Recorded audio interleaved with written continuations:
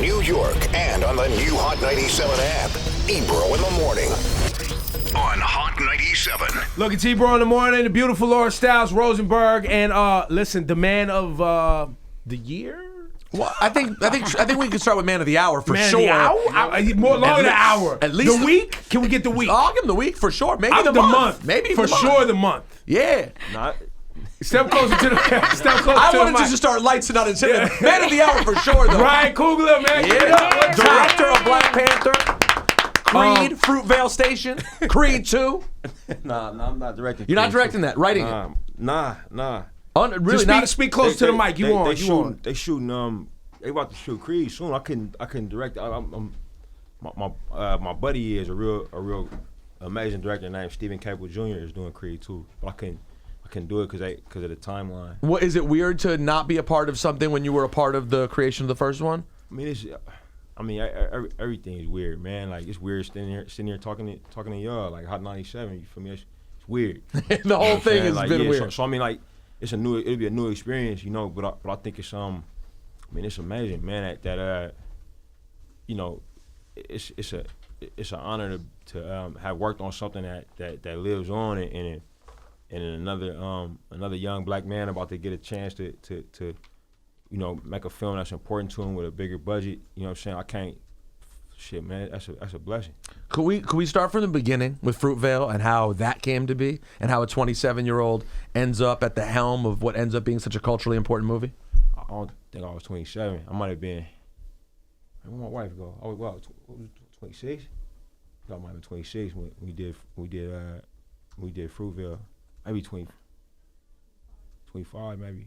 Wow. Yeah. So how'd that happen? Yeah, like why was the Oscar Grant story so important to you? Cause I was from there, you know, like You remember when it happened? I was in the Bay when it happened. Yeah. It was New Year's Day, and I was working a security gig in Frisco, outside a warehouse. Like, it's so bad in Frisco. We would work this, you know, outside of this warehouse where they have a rave inside, and me and a few of my folks would just something we would do every New Year's Eve. Like we would just work. They have a big New Year's party out there. Yeah, it was exactly. So we would do security, and I remember when you know, one of my homies left the shift early and he called Bart home. You know what I'm saying? Because we live in the East Bay, so like, you know, you can. It's like going from Manhattan to Brooklyn on the train. Yeah, and the Bart is a train. That's the best way to explain the Bay to somebody who knows New York. Yep. Is Manhattan would be Frisco, and then the East Bay would be like, you know, Oakland would be like a Brooklyn, Richmond would be like a Queens, I guess. Yeah. You know what I'm saying? But Richmond's more like a Newark. is that Queens is more like Berkeley. Oh, for real? Yeah, Queens is suburbs a little bit. It's a little. I mean, it has its rough places. It's got rough parts, but Berkeley has rough parts. Okay. You know. So Queen. Okay, got it. That's what's up. But not geographically speaking. Yeah. But Just like vibe wise. All right, so y'all are gonna take the Bart home. Nah, I wasn't. I drove. Okay. I was working till like 4 a.m. or something stupid. So like when the traffic would clear out off the bridge, but he was getting off earlier, so he left and caught the Bart. And he was like, "Yo, the Bart trains is jammed up." You know, they say they shot somebody. You know what I'm saying, on a platform, and back home it was, you know, unfortunately people get shot. You know, so it was, you know, it was one of those things. It was like, damn, somebody shot, you know, and then it was like the next morning it was like, no, the police shot somebody and he died, and then they dropped the tape, and you know, back then. How long ago before the tape came out? Because I only remember it from the tape, because that was obviously exploded. Home, or was you? No, I've been here 15 years. Right. Okay. I saw the tape too. I remember when that came out. Yeah, like the footage didn't drop immediately. You know, like you gotta keep in mind, that was a while ago. Things moved slower. Like I was the first black man to get murdered on camera like that. You know what I'm saying? For people that had their cell phones and everything like that. You feel me? So it was like, it was new. Like the time moved slower. Like you heard, oh, it was this, it was that.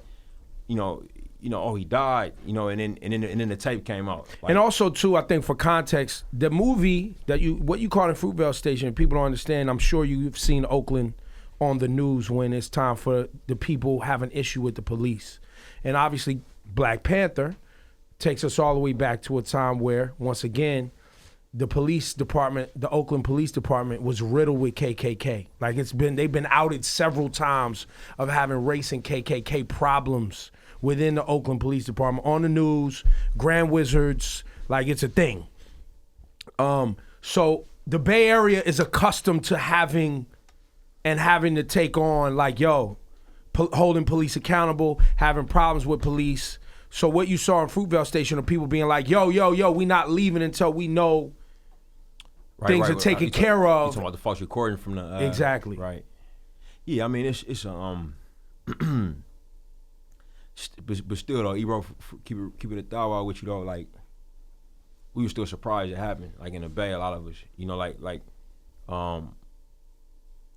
cause you hear about stuff like that. And it's one thing to hear about it, it's another thing to experience it. But it's another thing to see somebody shot like that. You know what I'm saying? Mm-hmm. And like I said, the technology was new. Like the cell phone cameras and everything, like they're readily accessible. It was a new thing. So it was like the first time you actually see what you hear about. You know what I'm saying? Like, so it was disturbing. And I was the same age as Oscar. I didn't know him. He was from Hayward. But after I started to research the case, like I found out he did time with my cousin, and Quentin, who I'm super tight with, my cousin knew him, was devastated when he died. You know what I'm saying? And it was like, in the Bay, it's a few degrees of separation, and got to know his family, and it's as a filmmaker, like when something moves you, your mind goes to a place to make a movie about it. No different from y'all do with a lot of musicians, I'm sure. Mm-hmm. You know what I'm saying? And when they feel something deeply, they make a song about it. You know what I'm saying? For us, it takes a lot longer than making a song. It takes us, a year and a half, 2 years. How quickly were you like, oh, I'm gonna make the film about this? I was still in film school when it happened. You know what I'm saying? But I kind of when that happened, I couldn't. The seed got planted for me to want to make a film about it. And as I was finishing up film school, I had an opportunity to go meet with Forrest Whitaker, and his production company. And he kind of asked, like, what kind of projects do you want to do? Because I made some short films while I was in film school that got me recommended to meet with him, and I told him about that, and he kind of like right there in the room, he kind of like, you feel me, kind of greenlit it on the spot as far as wow. So Forrest Whitaker put you in the game. Yeah. That's interesting. Yeah. Was he the person you point to for most being responsible for you getting put into the game? I mean, depending on what you call the game, you feel me? Like, well, your first big budget film. I mean, depending on what you call a big budget. Yeah, that was a big budget, right? That was a big budget, yeah. It's all. I had a teacher when I was in undergrad. Like I was in undergrad playing football. I was trying to go to the league, and I was taking school, taking school serious because I figured if I didn't go to the league, because I was short and not as fast as I wish I was, you know what I'm saying? Like I wanted to fall back and have a decent job. So I was good in math and science, you know what I'm saying? So I was like trying to be a chemistry major, you know what I'm saying? So if that fell off, I could go to middle school or something. And then I had a teacher like read something that I wrote in the creative writing class, and she was like, hey, yo, you should write movies. You feel me? And I was like, no, I don't know. She was like, no, I really think you should get into it. So she is kind of who put me on. So she kind of put you on the path. Yeah, but then my wife, you feel me? She was my girl at the time. They had a software where you could write screenplays on. I was trying to write screenplays in Microsoft Word, and it's impossible because like, you got your format, got to be right. And, I was broke. You feel me? You know what I'm saying? Playing football and on a little scholarship money or whatever. And my wife, scrapped together some cheese and bought me Final Draft, which is the software that you write your movies on. So she got me that. You know what I'm saying? So it was more to it. But before, was the first person like that. He was a production company that gave me the opportunity to make my first feature film. Is that where you met Michael B. Jordan for the first time? Yeah, that's how I met Mike. Speaking of Newark, Yeah, that's how I met Mike. We was looking for somebody who could play. I was looking for somebody who could play Oscar Grant. Knew how important that casting was going to be. I needed somebody who looked like him. Needed somebody who could have his vibe. And who could carry their own movie. And we didn't have a lot of money, so it wasn't going to be like a massively well-known actor, you know what I'm saying, who was going, and I kind of been seeing Mike's stuff, kind of, figured he'd be the right person for it, and wrote the script. And then when we got done, I had a chance to sit down and meet with him, and thankfully he liked the script, we were able to get him. Now you've done 3 movies with Michael B. Jordan. That obviously is working for you. You know, is that 100% why you reached out to him for Black Panther? How did this casting for this film happen? And what role do you play as a director in that? Is this 100% you pick, boom, boom, I want this person, how's it work? It's complicated, like with Panther, because by the time Marvel Studios had reached out to me, like Chad had already been cast. You know, he had been cast in a film called Civil War. Right. So like he had been cast. The actor who plays his father, Dr. John Connie, had been cast, and Florence Kasumba had been cast, who's one of the Dora Milaje. And I didn't know Chad. You know, so in Civil War hadn't come out yet when I first sat down to meet with him. So I went in to talk with Nate Moore, who's a black man who I just learned about this person. Yeah. So I mean, he's an incredible cat, man. He been working at Marvel for a while, but he kind of responsible for getting the Falcon on screen. You know, in the Captain America movies, he produced Civil War and the Winter Soldier, and he had been kind of pushing for Black Panther. And he works under a man named Kevin Feige, who's a great, you know, great guy, who you know runs Marvel Studios. You know, responsible for everything from Iron Man up until now.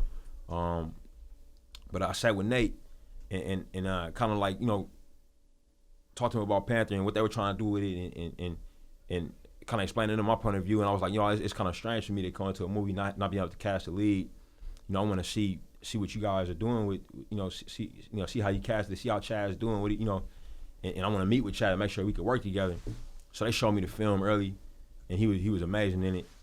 Perfect casting, you know, and then I met with Chad and you know, and really vibed out with him. But I knew that he was so good in the role that we would need, like, you know, comic book movies, man. The villain's like really important. You know, you need a villain who can go head to head with your protagonist, who can bring a different type of energy. You know what I'm saying? You know, like a good example of that is probably the Batman movies. You know, like. You know, you think of like a Dark Knight, you think of Christian Bale being real. Yeah. You know, Christian Bale is a serious actor. You know what I'm saying? You believe every part of it, even when he's doing the crazy voice. You know what I'm saying? You believe it. You know, and you need a Joker who can be just as charismatic, but can bring a different type of energy. Right. You know what I'm saying? But at certain points in that movie, you really feel like, oh yeah, the Joker got him. You know what I'm saying? Like, how's Batman gonna get out of this? You know, even though you know you're watching a superhero movie where you gotta get out, you want to be able to believe that he couldn't for a certain amount of time. Right. A lot of that comes from the antagonist. So I needed somebody who could stand toe to toe with Chad, bring a different type of energy to the conflict. And in my mind, I was only Mike, you know, and it's something, you know what I'm saying, I'll talk about a lot, like, cause I was born in the 80s, you know what I'm saying, came up in the 90s, and I loved watching, you know what I'm saying, like pop culture movies. I love watching movies with black leads, you know what I'm saying, and we had 3 big ones in the 90s, you know what I'm saying. You think about it, you had Denzel, you had Will Smith, and you had Wesley, you know what I'm saying. Like, any one of them 3 dudes could greenlight a movie, you know what I'm saying. Like, any one of them 3 dudes, at least my family, we was showing up that first weekend to see. Yeah. And I used to think, like, man, wouldn't it be amazing if you know, we had a movie where like Denzel went head to head with Will Smith, or, you know what I'm saying, Denzel and Wesley Snipes like went head, you know, like we never got that movie for whatever reason. You know, but for me it was like, oh wow, we can maybe give people who coming up like in this era, we can get them that movie. Like, we can get them the movie when Chadwick Boseman and Mike, you know what I'm saying, go head to head. Like as a music fan, I used to love that. Like, you know what I'm saying? Like, I used to love, I remember coming up, like, we had 106.1. Yeah, KMEL. We had KMEL, you feel me? I remember like riding and then somebody would be like, hey, yo, we got that new, you feel me? We got that new Big and Bone Thugs. And it's like, what? You know what I'm saying? Your mind melts. It's like, man, how Big and Bone Thugs gonna be on the same song, you feel me? And then you hear it, and it's just like it'll melt your brain, you feel me? And I remember when Thug Love came out, and I was like Pac and Bone Thugs, you feel me? Like, and it's like two people who you couldn't imagine being on the same, you know. And I you know, I wanted that in movies, and I feel like we had the opportunity to do it in this. How much of this plot and story? How much of this storyline? Because I go to the Marvel movies, but I wouldn't claim to be a big comic book into reading the comics ever. Right. How much of this storyline is true to the Black Panther character and T'Challa, and how much of what we're gonna see, and what I've seen and what's in there is something that you wove into it for cultural purposes? I mean, it's. I mean, the bare bones of it is from, it's from the comics. Like what Wakanda is, for the most part. Like T'Challa's powers. The characters. You know what I'm saying? Like they all appear in the comics, and you can read a lot of the runs. They've been writing about this character for over 50 years. And different writers have been adding to him. And Stan Lee and Jack Kirby. Two Jewish cats from New York, came up with this character in the 60s. And I think they tapped into a lot of things that was happening in the African American community, you know what I'm saying? And just for the diaspora globally. And they was trying to like extend comic books to that crowd, you know what I'm saying? And I, they were smart dudes, I think. Well, it worked. Huey, I believe Huey P and Bobby Seale picked up on it. That's why. I mean, that's my belief. What's your take on that? The origins of the comic versus the movement. And I'm from, like I say, man, I was born in Oakland, man. You know what I'm saying? So the first Black Panthers I heard about was the ones that put street lights up and fed the children where I'm from. You feel me? So, I can't, and them was like the type, if you really know about them type of cats. I mean, them wasn't comic book reading cash. Right. So it's hard. But Huey P and Bobby were 19. They was at Merritt College. It's possible. But I think if you do the research, I think it came from something else. I think it came. I think it developed independently. But I wasn't there. I was born in '86. You feel me? So I could have cracked up one of them. I mean, I enjoy the fact that people that were. Have been not understanding what the Black Panther movement was in the Bay. Yeah. Now living in 2018. Yeah. And the Black Panther movement here in New York City or nationwide for that matter. Yeah. Not understanding what it was. Yeah. Are being made, and if they had an issue with it, are being made uncomfortable by this movie. I enjoy this. You know what I'm saying? Me personally. Well, it's shocking. What issue just came up, Ebro, in the last year or two, where people were like, getting all bent out of shape about Black Panthers again, and it was sort of like the same conversation about, you had I think it was around Kaepernick. Yeah, I think it was around Kaepernick too. This large chunk of the white population that really is uncomfortable with the term Black Panther. It was the way people used to react to Malcolm X. They have a visceral reaction of like, oh, this is bad. So I do sort of love this. I don't know if it's a large chunk though. More than you. I'm gonna tell you right now. I was having this conversation on Sports Talk Radio. I do a sports talk show as well. And I guess it must have been around Kaepernick because it came up. People who were otherwise seemingly progressive, when I brought up Black Panther and it being a positive thing, garnered a response I was very shocked by. I'm going to tell you right now, bro. You live in California. And specifically the Bay in LA. I mean, I just live in Atlanta for 2 years. Which is another bubble. Yeah. Right? Here in New York City, we live in somewhat of a bubble. You get outside of Manhattan, you get into Jersey and Long Island. Oh, yeah. You know what I'm saying? Yeah. There's another world out there. Yeah, no, I'm with you. You know what I'm saying? I'm with you 100%, bro. So I do like whether it's tied together or not. I'm tying it together. How about that? Yeah, I mean that's what it is. I think no, for real, like because then in the film, here's my thing. Then in the film, and the reason I asked you about the storyline is because when people see this film, you do a phenomenal job of now taking on not only the Marvel aspects, which are amazing and well done. Oh, thank you, man. But you take on cultural aspects and start conversations that I think are gonna push some important dialogue and make people uncomfortable again. And Ebro, by the way, it was the Beyonce Super Bowl performance. Beyonce Super Bowl 50th anniversary of the Black Panthers. That was that imagery that made people like, oh, she's a cop. An afro and a black power fist. Right. Was all of a sudden anti-police. Did you have any? How much you knew this movie? I'm sure would make an impact. Are you surprised at the level of cultural impact it's had? I mean, yeah, I'm always, man. Like, making. I mean, yeah, making movies is it's hard, man. And to be able to execute it require like amount of focus, like an attention to detail that you kind of end up blocking like a lot of stuff out, and for us, like, the folks that was involved in making the film, man, like we was looking at it like, man, we hope we can get this like, you know, you take it day by day. I hope I can get this shot done, man. You know, I hope, you know, and I hope when it's all up, said and done, people really rock with it, you know. But to see people, you know, but to see people like having this outpouring of love, you know, whether it's on social media or whether it's, you know, a GoFundMe or something that you hear about, you know what I'm saying? And I'm not as plugged in as I probably should be.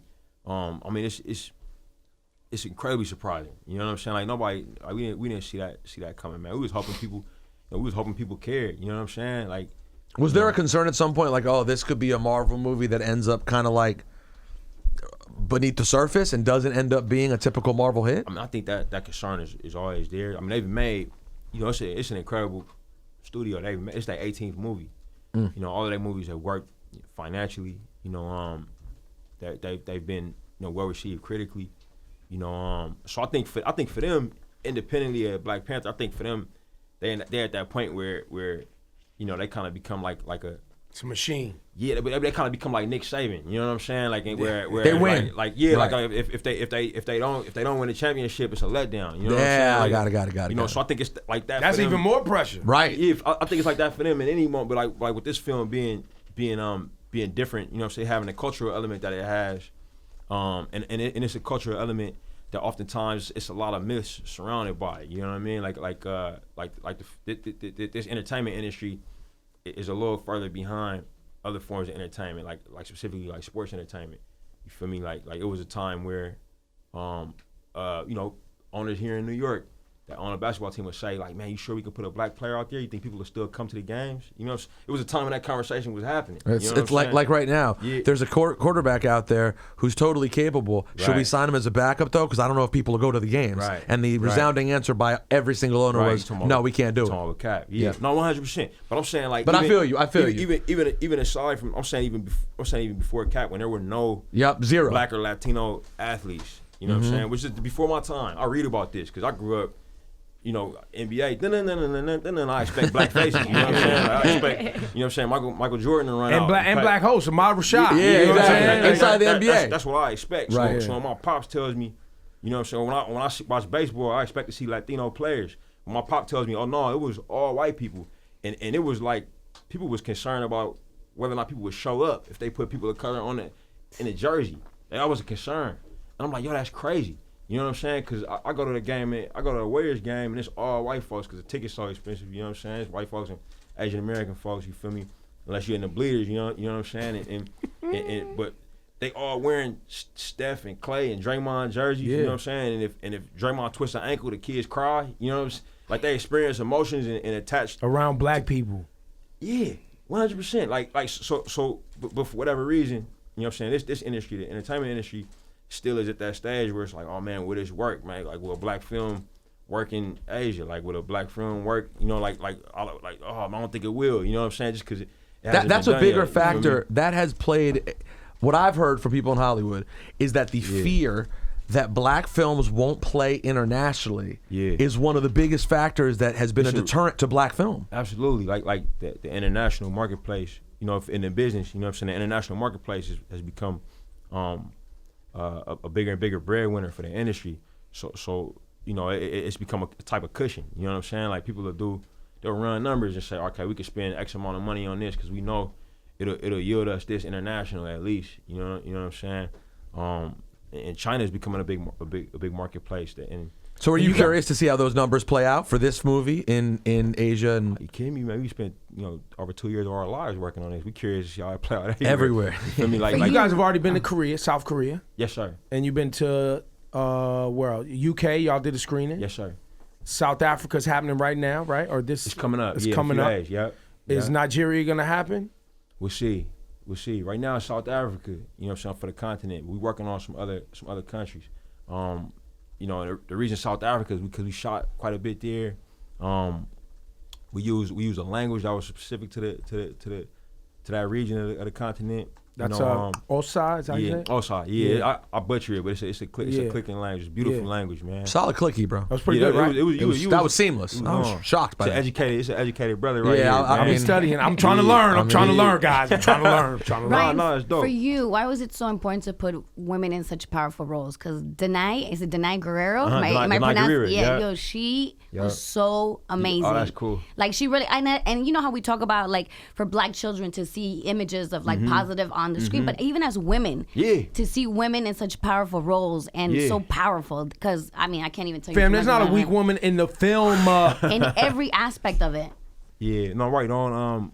It was, man. Like I mean, look, we adapted a comic book, right? That a comic book that Your wife was like, "Yo, Ryan, check this out, fam. it's possible. Check this out, fam. It's possible. Check this out, fam. Listen, you come back here with some weak women roles, we got a problem. Let me in the house, yeah. but you know, it's a, you know, we adapting a comic book that's been cracking for 50 years. You look at the most recent run of Black Panther, which is Ta-Nehisi Coates and Brian Stelfreeze's run. You know, the women take center stage, the women of Wakanda, and for us, it was so many elements that made us have to you know have these fully rendered women in the film. You know, the biggest reason, you know, is that you know, you're making an African, you know, it's an African story. You know what I'm saying? And in that culture, you know, you see the women are kind of the backbones of that culture. You know what I'm saying? It's something that's known. Like, you know, that you'll hear phrases like you can't have a king without a queen. You know what I'm saying? And the real thing is, like, you look at functioning societies. You know what I'm saying? You know, women are the backbones of those. And for me, as an African man that was born in the States, you know, our community, man, that's what keeps our communities running. You know ready to fight first. Yeah, and I think about my mom, my aunts, you know, my wife, you know, and even my comrades in filmmaking. You look at somebody like Ava DuVernay, who's like my sister. You know what I'm saying? You know, Ava a trailblazer that we all follow. You know what I mean? And you look at the history. You know what I'm saying? It's been like that. So for us to tell this African story and this story about the super advanced society, and not have that element, you know, and I think that's one of T'Challa's.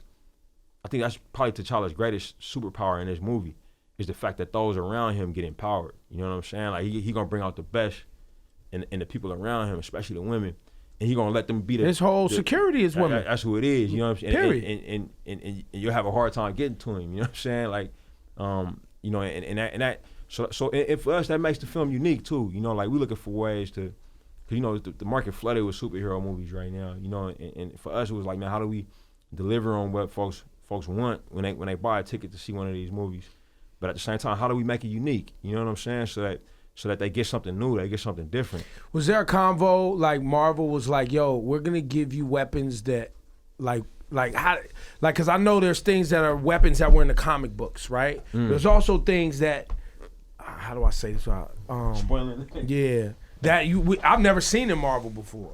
Oh, was that like, how did those conversations happen about, like, because I know as a director there's certain things that I'm sure that Marvel has control over, and then your job is to create a story that brings these things in. Is that how it works? I mean, it's a collaboration, man. Like you know, we talk. It was constant collaboration. It wasn't like, man, this is what you get. You know, you gotta run with that. Yeah.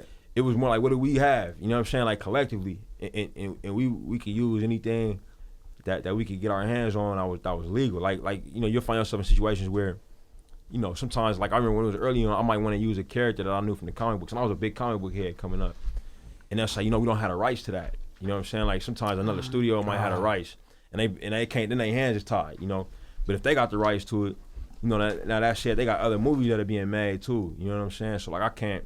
For instance, they making an Ant-Man and Wasp movie, just like right now that'll come out soon.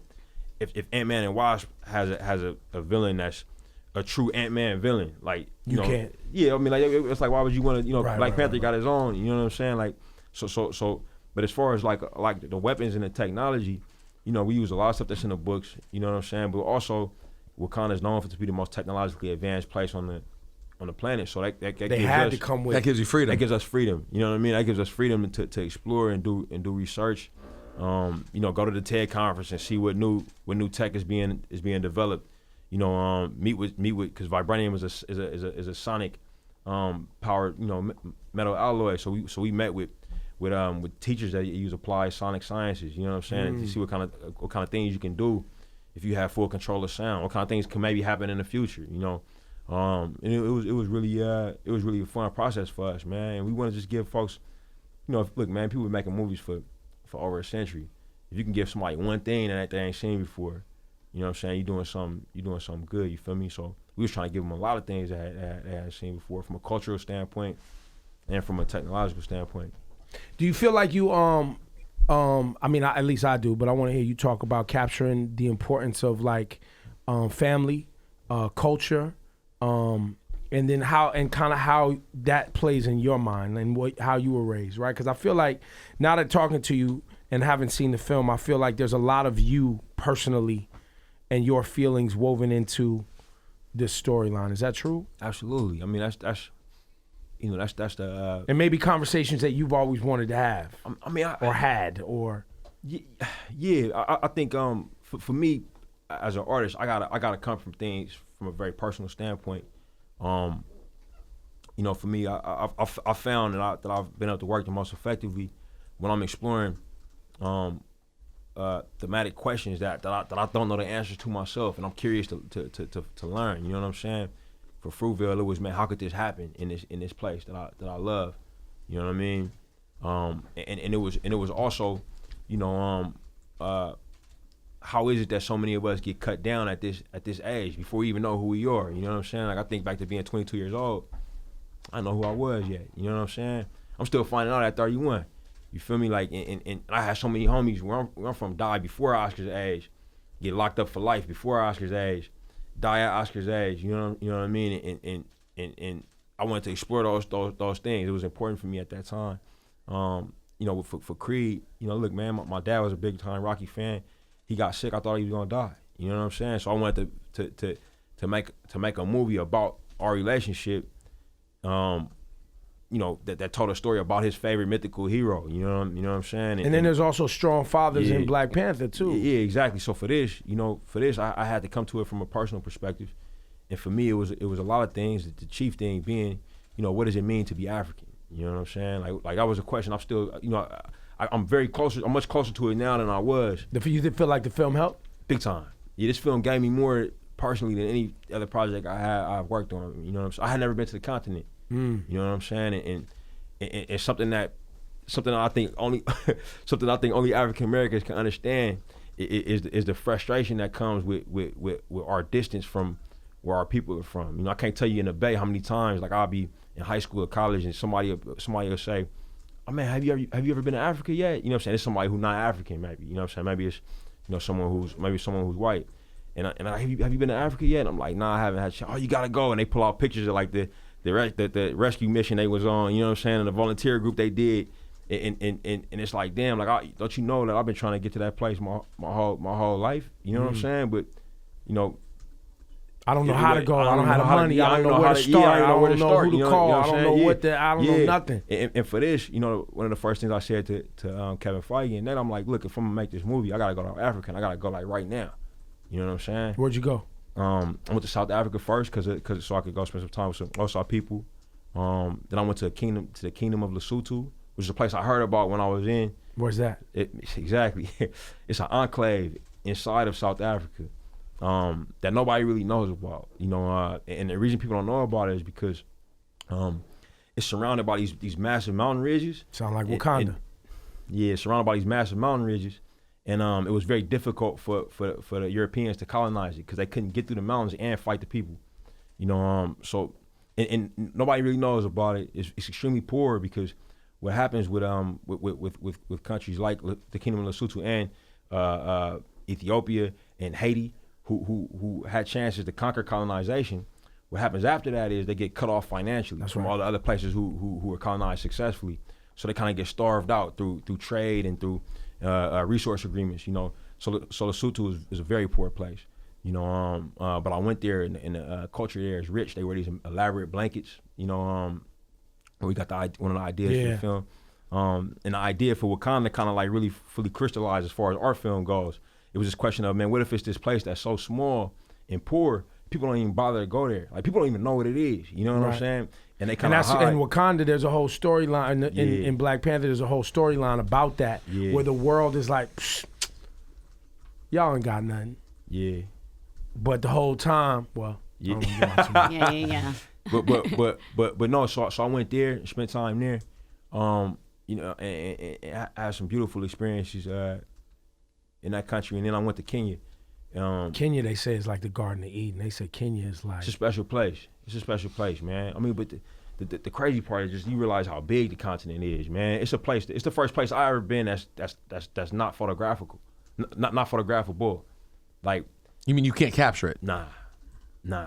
It's too much. Like, you could try. You know what I'm saying? Like, but standing there, it's too vast. It's too big. And what was heartbreaking about that is the concept of what it means to lock somebody up and put them in walls that's from a place like that. You know what I'm saying?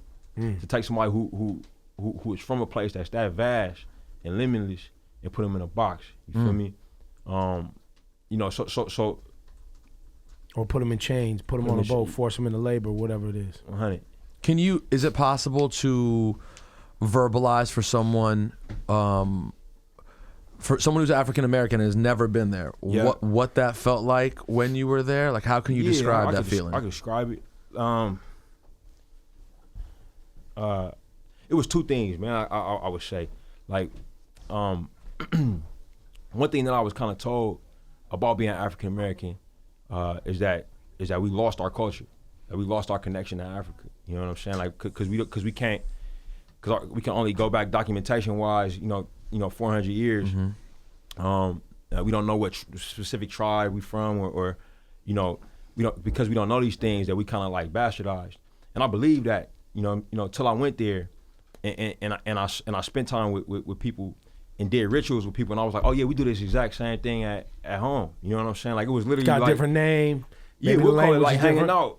We feel me? We'll call it like, for instance, you know, I went to a ritual, and it was like, man, we're gonna go to the ritual, because I was hanging out with some cats. They took me to their block, and it's a township called Coogler, and they took me to their block, and I went to the ritual, like the weekend ritual. What they'll do is they'll slaughter a cow and a goat in the backyard, and they'll cook it. But when you go, you know, all of the older men are in one section of the house, all of the children in another section of the house, all of the women are cooking in this section of the house, and all of the young men are either in the front or in the back, you know, like passing around this drink and eating. And I'm like, yo, this is my house, you know what I'm saying, in Richmond every weekend. Right. Like, there's a barbecue. Oh, there's a cookout. I'm like, literally, but it's the same arrangements, though. Right, you know what I'm saying? And it was like, oh yeah, because y'all are African. You know what I'm saying? Like y'all just doing what our people been doing for thousands of years. Like, it's no way that whatever you thought happened to y'all could have broke that. You know what I'm saying? There's no way. You feel me? Like, and the other thing was, when I was in the Kingdom of Lesotho, the woman who I took a little drive up a mountain, and the woman was handing out pieces of watermelon. You know what I'm saying? These slices of watermelon. She was handing them out to the shepherds, and the shepherds would take them, still wrap them up, and they was treating them like they was gold or diamonds or something that they was handing off. And I was like, what's up with y'all on the watermelon? You know what I'm saying? Like, and she was like, oh man, like, you know, it's the most important food out here. Black she was folks. like, yo, yeah. She was like, yo, check game. She was like, it's the only food you can eat that'll give you, that'll fill your stomach up and keep you not from feeling hungry, but it'll give you all the hydration and nutrients you need out here in the sun. Yeah. And I was like, yo, like, where I'm from, they make fun of us for eating that. That's to the point that we don't even want to eat it in front of people. And she was like, why would you not want to eat what's so important to you and your She culture? didn't get it. She was like, how can somebody tell you not to do that? Like, yo, that is such a bugged out moment you could never explain. Nah, like, I'll eat it's it in front of America. anybody. Yeah, like, you know, and the other thing too is, man, when you go to black neighborhoods, right? What's everybody doing? They're hanging out. They outside in front, right? You know what I'm saying? Like, what they said there is, that was a sign. You know, in older times, that was a sign of wealth. Like, the elders would tell all the young folks, man, stand outside so they can see how wealthy our family is, how strong we are. So many young, so when the other tribes come, they see you, and you can tell them that they coming, and they see you, and they say, man, y'all looking beautiful, y'all looking healthy out here, man. Look at all the babies running around. Because that's your future right there. So when we stand outside here, what they say, they go back inside, man. Y'all thugged messing out. up the neighborhood. Yeah, you're loitering. You know what I'm saying? So, but I mean, because they don't want to see how beautiful you are outside. But I'm saying, it's things that it's things that our people have been doing for thousands and thousands. So I realized, I'm like, because out there they treat us, we African. You know what I'm saying? We just from a different tribe. Sometimes I call us the lost tribe. But we are like African Americans are very, very, very African. And in the townships, and love too. Would you say? That's what I was gonna say. In the townships, every African person I met from Ghana, Nigeria, South Africa, Cameroon, they're like, what? Come back. What are y'all doing? Because they know the truth about us. You know what I'm saying? Is it true? They know the truth about us. You feel me? Wow. And it's in the townships. Like you felt well received, like because when I was there, they were this cab driver's like, yo, I got to take you to the townships, and I was like, all right, what are we doing? He's like, I just want to show you, and at first I was uncomfortable. The idea of driving through a place that was rough and people didn't have anything, and then being this white man sitting in the back of a cab staring at people's lives, like it felt sort of weird. What were you treated? You were embraced though off top just from being a black man from America and hanging out. People treated you well? Yeah. I mean, they didn't know I was from America until I opened up my mouth. Got it. Okay. You know what I'm saying? But off top, they were welcoming. Yeah. Loved, man. Loved. Like, I'll show y'all a video on my phone, man, like, from my time there. But it was love, man. Like, it was, I was eating so much out there, I was getting fat. You know what I'm saying? And they told me, man, you supposed to get fat when you come home. That's so it was home. You feel me? Like, and this experience is like the experience that Nas was fantasizing about with T-Boz at the end of Belly. Yes. We need to go to Africa. This is what it would have felt like, and we see that happen. I mean, yeah. The crazy part is the craziest part of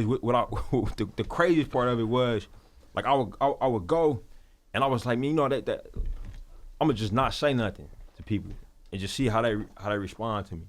You know what I'm saying? Like, I'm in an airport and sometimes people hit me with their own language, and it'll be different languages sometimes. Like, that's how hard it is to discern between the tribes. And then the wildest part about it was I was in South Africa, which is like thousands of miles from where, black folks in America are supposedly from. Yeah. We're supposedly from West What, Africa. a 15-hour flight, right? Or something from South Africa to Nigeria, Ghana, Benin, all that. But the fact that I was there, and that's how, like, we all the same, man. Yeah. You feel me? Like, and it's interesting. It's interesting how much the trip affected me, man. It affected me in a profound way, But and it made me appreciate my family and our vibe even more. You know what I'm saying? When I realized, like this stuff that we thought we lost, we had it's all in along. your blood. It's man, in every day kicking it with my grandma.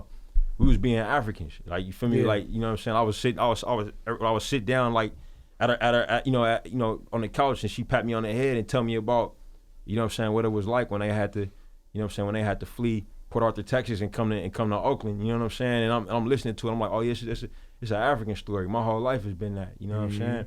So it was a healing thing for me, but also an eye-opening thing, and it was beautiful because I was able to put it into my work. You know what I'm saying? Like, and make it's a movie in the about movie. It. He's articulating the thing that I couldn't put words to for you, and I mean, you guys saw it, and for the audience, because it's like, damn, I might give away the film. I don't want to give away the film. I don't want to be that dude.